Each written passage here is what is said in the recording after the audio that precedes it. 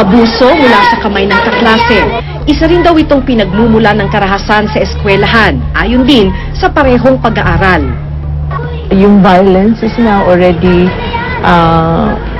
among our children, no? That parang na-imbibe na nila yung ganong klase ng kultura, no? At yung one form is actually bullying, no? It's about power play. July 29 ng hapon, inabangan at binugbog si Janjan sa harapan mismo ng kanilang paaralan ng 8 binatilyo. Ang pinakautak umano ng pambubugbog, kaklase ni Janjan simula pa elementarya.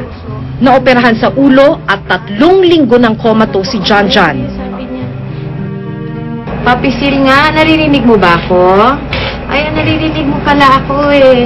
Pinapakwento ko lang sa nanay at tatay mo kung ano nangyari.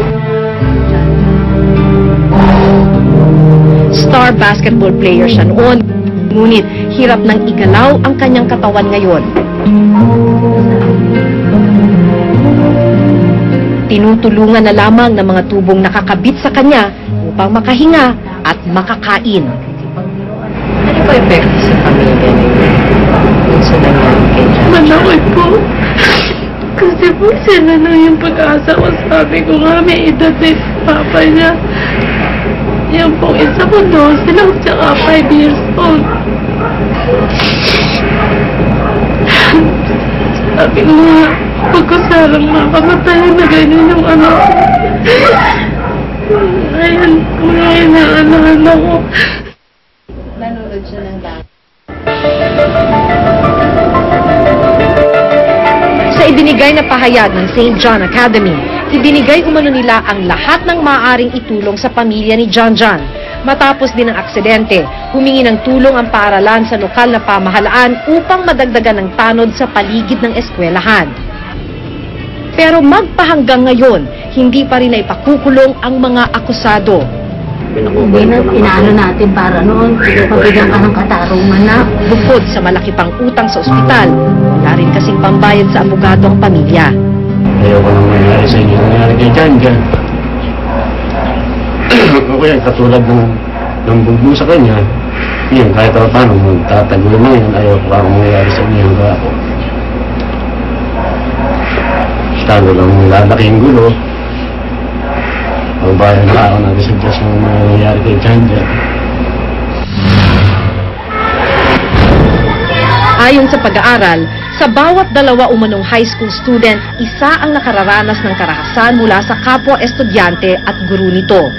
Isinumite noong nakaraang buwan at nananatiling nakabinbin sa Kamara ang Anti-Bullying Act of 2010. Sa ilalim nito, ang mga batang nambubuli, may edad 18 taon pababa at maging ang kanilang mga magulang ay maaaring maparusahan at kinakailangang dumaan sa counseling. Ang gusto natin ay huwag magkaroon ng acts of violence. Ngayon, things that we can do here, one, with regard sa mga guro at mga opisyalis, we have to get them to accept yung tinatawag nating sistema ng positive discipline. Doon naman sa peer violence, yan ang mas komplikado kasi hindi lamang sa eskwelahan yan, kundi pati sa labas ng eskwelahan.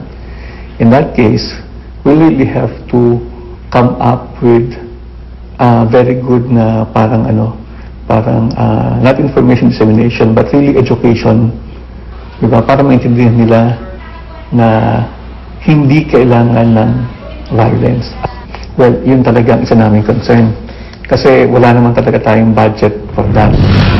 Pangalawang tahanan kung ituring ang paaralan, lugar kung saan pinagyayabong ang kaalaman at hinuhubog ang pagkatao ng bawat mamamayan.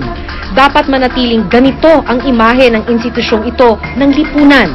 Walang lugar o puwang sa anumang uri ng karahasan. Ako si Maki Pulido at ito ang nakatala sa aking Reporter's Notebook. Sinasabi ho na dapat itong IIRC hearing, kayo daw ang iniimbestigahan at hindi kayo ang nag-iimbestiga.